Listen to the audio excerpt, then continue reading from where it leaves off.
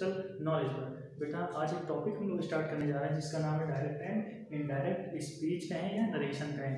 ये English grammar का बहुत ही इंपॉर्टेंट चैप्टर है या कहीं इंपॉर्टेंट टॉपिक है। क्लास 10 12 कॉम्पिटिशन सभी के लिए बहुत ज़्यादा इंपॉर्टेंट है। आप डिफेंस के एग्जाम में देखते होंगे, इससे को क्वेश्चन पूछे जाते हैं। 10th क्लास में तो बेसिक कॉन्सेप्ट हैं ही इसके, 10th क्लास में एग्जाम में बोर्ड एग्जाम में क्वेश्चन आता है, 12th में भी आता है, अदर कॉम्पिटेटिव एग्जाम में भी आता है। ये टॉपिक इसलिए स्टार्ट कर रहे हैं क्योंकि ये फिक्स है ग्रामर बेटा कि इससे क्वेश्चन आना ही आना है। बिल्कुल इसको बेसिक कॉन्सेप्ट से क्लियर करते हुए स्टार्ट करना शुरू करेंगे और बिल्कुल लास्ट तक ले जाएंगे। बेटा डायरेक्ट इनडायरेक्ट टॉपिक स्टार्ट करने से पहले हम आपको ये बताना चाहेंगे कि जो ये डायरेक्ट इनडायरेक्ट टॉपिक है, इससे पहले आपको टेंस बहुत अच्छे से आने चाहिए। क्योंकि यदि आपको टेंस नहीं आएगा तो आपको direct indirect active voice passive voice Hindi से इंग्लिश ट्रांसलेट करना, इन चीज़ों में प्रॉब्लम बहुत क्रिएट होगी। इसका मतलब ये कह सकते हैं कि जो हमारा टेंस का टॉपिक है, टेंस अपने को 70% ग्रामर का जो पोर्शन है कवर करती है। क्योंकि टेंस बेटा जब आएंगे तभी आपको बहुत से डाउट क्लियर होंगे। टेंस नहीं आएंगे तो आप टेंस पहचान नहीं पाएंगे। अब डायरेक्ट इनडायरेक्ट में हम लोग पढ़ते हैं तो चेंज करने के लिए आता है कि प्रेजेंट इंडेफिनिट है उसको पास्ट इंडेफिनिट में चेंज करें। अब आप जानते ही नहीं कि पास्ट इंडेफिनिट रिएक्टिव क्या होती है, तो फिर आपको वहाँ पर प्रॉब्लम क्रिएट होगी। और हाँ बच्चों एक बात ये कहना चाहेंगे कि इस वीडियो को आप ध्यान से देखिएगा पूरा। आप जब देखेंगे हम आपसे वादा करते हैं आपको जरूर समझ में आएगा। हम आपसे ये नहीं कहते कि आप सब्सक्राइब कर लीजिए चैनल या लाइक कर दीजिए, इस सब का कोई मतलब नहीं है। हाँ लेकिन हम आपसे एक अपील जरूर करना चाहेंगे कि बेटा अगर आप ये वीडियो पूरा जब देखिएगा, अगर आपको समझ में आए तो ये आप उन बच्चों को जरूर शेयर कर दीजिएगा जो बच्चे किसी कोचिंग इंस्टीट्यूट में जाकर के फीस प्रेफर नहीं कर सकते, घर में ही सेल्फ स्टडी करते हैं, उनकी आर्थिक स्थिति इतनी अच्छी नहीं है कि फीस दें या कोई ट्यूटर अरेंज कर पाएँ, तो जो भी इसको देखें तो उनको भी नॉलेज होगा। बस हम इतना आपसे कहना चाहेंगे। समय को बर्बाद न करते हुए अपने टॉपिक स्टार्ट करते हैं। बेटा आज का टॉपिक है डायरेक्ट एंड इनडायरेक्ट स्पीच। इसी को हम एक दूसरे नाम से और जानते हैं जिसको हम लोग बोल देते हैं नरेशन। क्या बोल देते हैं उनका? नरेशन। ठीक है, शॉर्ट में इसको नरेशन बोला जाता है। इसका पहले हम लोग मतलब समझ लें क्या होता है डायरेक्ट एंड इनडायरेक्ट स्पीच। तो बेटा डायरेक्ट का मतलब क्या होता है? डायरेक्ट का मतलब होता है प्रत्यक्ष। क्या होता है? प्रत्यक्ष। एंड का मतलब होता है और इनडायरेक्ट का मतलब होता है अप्रत्यक्ष। क्या होता है बेटा? अप्रत्यक्ष। तो इतनी बात आपको क्लियर हो गई। कहते हैं लोग डायरेक्टली बोलो प्रत्यक्ष बोलो, क्या बोलना है? तो डायरेक्ट एंड इनडायरेक्ट, प्रत्यक्ष और अप्रत्यक्ष। बात आती है स्पीच की, तो स्पीच को बेटा हम लोग बोलते हैं भाषण या कही हुई बात। तो इसका ये मतलब है कि अप्रत्यक्ष या प्रत्यक्ष रूप से जो भी बात कही जाए या जो भाषण दिया जाए उसी को हम लोग बोलते हैं इंग्लिश में डायरेक्ट एंड इनडायरेक्ट स्पीच और नरेशन। इतनी बात आपको क्लियर होगी। किसी भी टॉपिक को पढ़ने से पहले हमको ये पता होना चाहिए कि उसका फॉर्मेशन कैसा है, किस तरीके का सेंटेंस होता है। तो देखिए बेटा सीखते हैं। जो हमारा डायरेक्ट सेंटेंस आपको दिया होगा, जो आपको डायरेक्ट सेंटेंस दिया होगा, कैसे दिया होगा? एक आपको सेंटेंस दिया होगा, कॉमा इन्वर्टेड कॉमा लगा होगा, फिर एक सेंटेंस लिखा होगा, इन्वर्टेड कॉमा क्लोज होगा, यहाँ पर बेटा आपको एक साइन दिया होगा। यहाँ जो साइन दिया होगा वो साइन डिपेंड करता है इन्वर्टेड कॉमा के अंदर वाले पार्ट के अंदर कौन सा टेंस है। तो आप समझिए ध्यान से, ठीक। यहाँ जो साइन होगा, क्वेश्चन मार्क होगा, फुल स्टॉप होगा, एक्सक्लेमेशन मार्क होगा, जो भी होगा वो यहाँ पे सेंटेंस के हिसाब से निर्भर करता है। उससे पहले आप इतना सीखिए बेटा, जो पार्ट इन्वर्टेड कामा के अंदर लिखा होता है, जो पार्ट इन्वर्टेड कामा के अंदर लिखा होगा उसको बोलते हैं रिपोर्टेड स्पीच। जो पार्ट इन्वर्टेड कामा के बाहर होगा, तो इन्वर्टेड कामा के बाहर बेटा यहाँ भी हो सकता है, इन्वर्टेड कामा के बाहर यहाँ भी हो सकता है, उसको हम लोग बोलते हैं रिपोर्टिंग वर्ब। समझ में आ गई इतनी बात? इन्वर्टेड कामा के बाहर के पार्ट को रिपोर्टिंग वर्ब और इन्वर्टेड कामा के अंदर लिखे गए सेंटेंस को रिपोर्टेड स्पीच कहा जाता है। हिंदी में इसका मतलब क्या होता है बेटा? रिपोर्टिंग वर्ब का मतलब क्या होता है? रिपोर्ट का मतलब होता है बात को कहना, तो रिपोर्टिंग वर्ब का मतलब हुआ बात को कहने वाली क्रिया, कहने वाली क्रिया। और रिपोर्टेड स्पीच का मतलब हुआ क्या? कही गई बात या दिया गया भाषण। इतनी बात आपको क्लियर हो गई? रिपोर्टिंग वर्ब और रिपोर्टेड स्पीच। अब इसमें आगे समझते हैं बेटा। रिपोर्टिंग वर्ब और रिपोर्टेड स्पीच। रिपोर्टेड स्पीच का जो सेंटेंस होगा वो 5 तरीके का हो सकता है। वो 5 तरीके के सेंटेंस का मतलब असर्टिव हो सकता है, इंटेरोगेटिव हो सकता है, इंपरेटिव हो सकता है, इंटेरो और एक्सक्लेमेटरी हो सकता है और ऑब्जेक्टिव हो सकता है। इन्हीं 5 तरीके के सेंटेंस का हम लोग डायरेक्ट से इनडायरेक्ट बनाते हैं।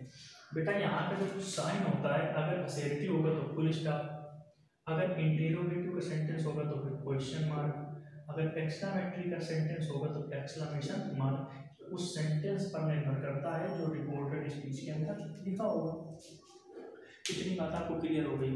तो ये जो फॉर्मेशन है बेटा, ये इस तरीके का फॉर्मेशन होता है डायरेक्ट सेंटेंस का।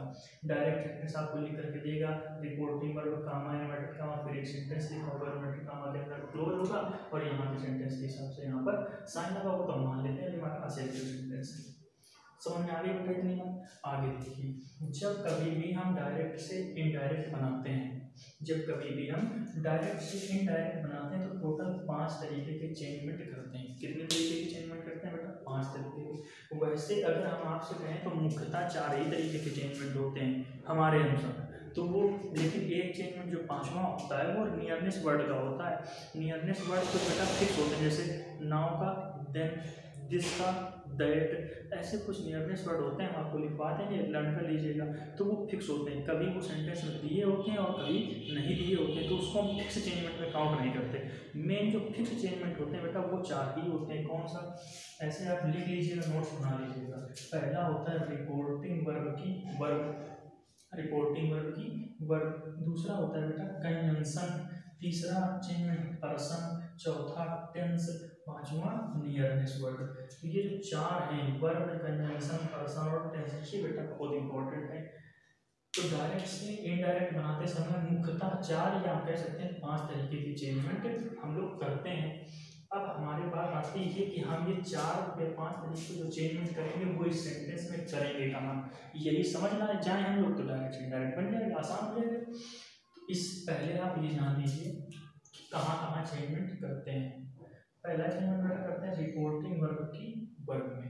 बेटा रिपोर्टिंग वर्ब की वर्ब, वर्ब किसकी है? रिपोर्टिंग वर्ब की। इसका मतलब रिपोर्टिंग वर्ब वाले सेंटेंस में चेंजमेंट हुआ होगा, तो रिपोर्टिंग वर्ब की वर्ब आपको यहाँ कहीं दिया होगा, तो पहला चेंजमेंट आप यहाँ पर करेंगे। ठीक। दूसरा है बेटा कंजंक्शन। समझिए कंजंक्शन क्या होता है? कंजंक्शन का मतलब होता है कनेक्शन प्लस जंक्शन, मतलब कनेक्शन का प्लस जंक्शन का मतलब क्या होता है? जोड़ना। कंजंक्शन का मतलब जो 2 सेंटेंस या 2 वाक्यों को आपस में जोड़ दे, ऐसा शब्द कंजंक्शन या कनेक्टर का काम करता है। तो देखिए बेटा, यहाँ एक सेंटेंस हमारे पास होगा रिपोर्टेड स्पीच का, दूसरा सेंटेंस होगा रिपोर्टिंग वर्ब का।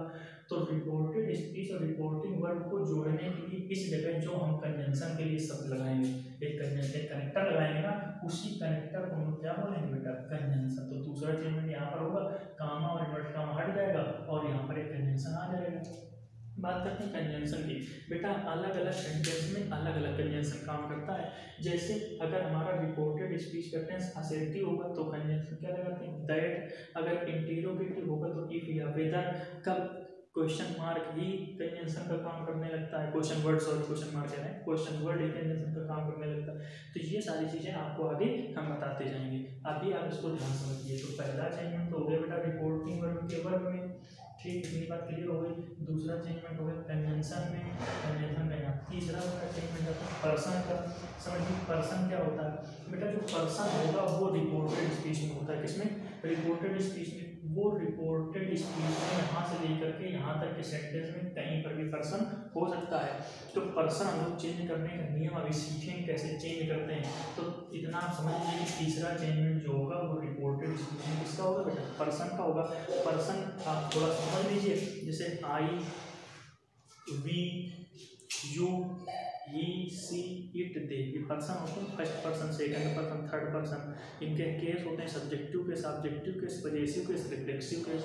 जैसे आई और वी फर्स्ट पर्सन में आता है तो आई सब्जेक्टिव केस, आई का ऑब्जेक्टिव केस मी, और possessive case my, sorry my होता है, और रिफ्लेक्सिव केस माई सेल्फ। तो I, me, my, myself. We subjective case, इसका ऑब्जेक्टिव केस क्या हो जाएगा बेटा?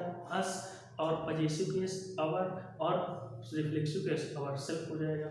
ऐसे सेकंड पर्सन में बेटा यू आता है, यू, फिर उसका ऑब्जेक्टिव केस वी यू होता है और पजेसिव केस योर हो जाता है। थर्ड पर्सन में ही, सी, इट, दे या किसी का नाम आता है। तो वो अभी चार्ट बनाएंगे आपको, तो फिर हम क्लियर करा देंगे। चौथा चेंजमेंट आता है बेटा टेंस का। टेंस का मतलब हम टेंस कैसे पहचानें, तो रिपोर्टेड स्पीच में जो भी हमारा सेंटेंस दिया होगा वो किस टेंस का है, ये पहचानने के लिए उसकी हेल्पिंग वर्ब या वर्ब को देखेंगे। तो ये आपको टेंस से ही कवर होगा, मैंने आपसे कहा था। तो चौथा चेंजमेंट यहाँ कहीं होगा टेंस से का। पांचवा बेटा नियरनेस वर्ड का होगा। अगर नियरनेस वर्ड दिया होगा तो हम पांचवा चेंजमेंट यहाँ पर कर देंगे, नहीं दिया होगा तो नहीं करेंगे। तो ये आपको समझ में आ गया 5 चेंजमेंट करने कहाँ कहाँ पर है। 3 चेंजमेंट जो होंगे वो रिपोर्टेड स्पीच में होंगे। पहला चेंजमेंट रिपोर्टिंग वर्ब में होगा और दूसरा जो होगा वो कंजंक्शन का होगा। इतनी बात बेटा समझ में आपको आ गई होगी, इतनी कोई दिक्कत यहाँ तक समझ लीजिए, इसको नोट कर लीजिए अगर करना हो तो। आगे की बात समझते हैं। हमने समझ लिया कि रिपोर्टिंग वर्ब का में जो वर्ब दिया होगा उसको चेंज करते हैं। दूसरी बात कंजंक्शन की आ गई। तीसरी बात आती है बेटा किसकी, पर्सन की। तो पर्सन के लिए हम आपको एक चार्ट बता रहे हैं, उसको आपको याद करना पड़ेगा। कैसे बेटा समझिए, जैसे आई, मी और my, we, us, our, you,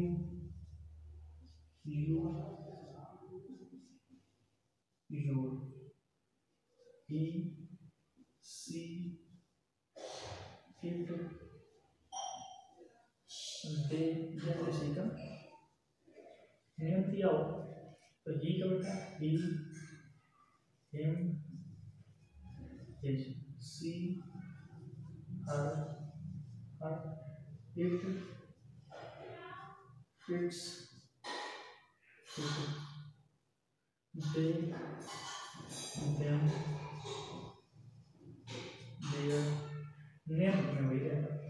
जो बेटा आई और वी होता है, आई और वी आता है आपका फर्स्ट पर्सन में, इसमें बेटा फर्स्ट पर्सन में। यू आता है आपका सेकंड पर्सन में, और ही, सी, इट, दे या किसी का नाम अगर लिया है तो ये आता है आपका थर्ड पर्सन में। जो आई होता है ये होता है बेटा सब्जेक्टिव केस, मी होता है ऑब्जेक्टिव केस, और माई सेल्फ होता है पजेसिव केस। कौन सा बेटा, पजेसिव केस। इतनी बात आपको क्लियर होगी। ये चार्ट बहुत इंपॉर्टेंट है, इसी से हम आपको पर्सन चेंज करना बताएंगे कैसे चेंज किया जाता है। इतनी बात होगी। नेक्स्ट आता है टेंस का बेटा। तो ये टेंस का जो चेंजमेंट है ये हम आपको उसी में रूल में पढ़ा देंगे जब सेंटेंस आगे कवर कराएंगे। पांचवा नियरनेस वर्ड, ये फिक्स होते हैं कुछ नियरनेस वर्ड, वो भी हम आपको अभी लिखा देंगे। तो ये एक तरीके से आपने कितना भी समझा कि डायरेक्ट इनडायरेक्ट होता क्या है। अभी बनाना तो आपने सीखा नहीं, अभी तो सिर्फ आपने उसके रूल के बारे में सीखा है कि कैसे एक डायरेक्ट सेंटेंस दिया होगा तो उसको हम इनडायरेक्ट में किस तरीके से 5 चेंजमेंट करके कन्वर्ट कर देंगे। तो ये आपने अभी 5 चीज़ों के बारे में सीखा। इतनी बात आपको क्लियर हो गई होगी। अब आते हैं बेटा इधर वाले पार्ट में। बेटा एक बात याद है कि जब भी हम लोग को यहाँ पर टेंस दिए होंगे तो 5 तरीके के सेंटेंस दिए होंगे जिनका हम डायरेक्ट से इनडायरेक्ट बनाते हैं। वो 5 तरीके के सेंटेंस कौन से होते हैं समझिए। तो पहला बेटा सेंटेंस होता है असर्टिव सेंटेंस, दूसरा होता है इंटेरोगेटिव, तीसरा होता है आपका इंपरेटिव, चौथा होता है बेटा आपका एक्सक्लामेटोरी, पांचवा होता है आपका ऑब्जेक्टिव। इन्हीं 5 तरीके के सेंटेंस का हम डायरेक्ट से इनडायरेक्ट बनाते हैं, ठीक। बाकी और कोई छठवा नहीं है, बस इन्हीं में से होगा जो भी सेंटेंस होगा बेटा। ये हर एक सेंटेंस में 2 टाइप होते हैं। जैसे असर्टिव सेंटेंस में एक सिंपल सेंटेंस दिया होगा और दूसरा नेगेटिव सेंटेंस दिया होता है। ऐसे इंटेरोगेटिव में 2 तरीके के सेंटेंस आपने पढ़ रखे होंगे। एक तो हेल्पिंग वर्ड से स्टार्ट होने वाला, एक क्वेश्चन वर्ड से स्टार्ट होने वाला। हिंदी में नोट पढ़ाया कि यदि किसी टेंस की शुरुआत में प्रश्नवाचक शब्द आ जाए तो उसकी इंग्लिश नहीं बनाते, बल्कि उस सेंटेंस में आए हुए सब्जेक्ट के अनुसार हेल्पिंग वर्ड का प्रयोग पहले करते हैं। तो हो गया वो हेल्पिंग वर्ड से स्टार्ट होने वाला। नेक्स्ट था क्वेश्चन वर्ड से स्टार्ट होने वाला। यदि किसी सेंटेंस के बीच में कोई प्रश्नवाचक शब्द आ जाए, when the question word comes in the middle of any sentence, तो हम उस प्रश्नवाचक शब्द की इंग्लिश पहले बनाते हैं। तो क्वेश्चन वर्ड के 2 टाइप, कैसे 2 टाइप, इंपरेटिव, तो एक्सक्लामेटरी, 2 ऑब्जेक्टिव। तो जैसे जैसे सेंटेंस पढ़ते जाएंगे हम आपको वहीं पर बताते जाएंगे। इतना आपने सीखा। अब इस टॉपिक पे आपको सबसे पहला जो सेंटेंस पढ़ना है बेटा वो कौन सा पढ़ना है, असर्टिव सेंटेंस आपको पढ़ना है सबसे पहला टॉपिक। इतना आपको समझ में आ गया होगा। अगर आपको कोई डाउट है तो आप कमेंट सेक्शन में बता सकते हैं। इतना आप नोट कर लीजिए। इसके बाद टॉपिक आगे स्टार्ट होगा सिंपल असेर्टिव सेंटेंस। जब आपको हम सेंटेंस कराएंगे तो उसी में कैसे टेंस चेंज होता है, कैसे पर्सन चेंज होता है, और ये सारी चीज़ें क्लियर करेंगे। ठीक बेटा, इतना नोट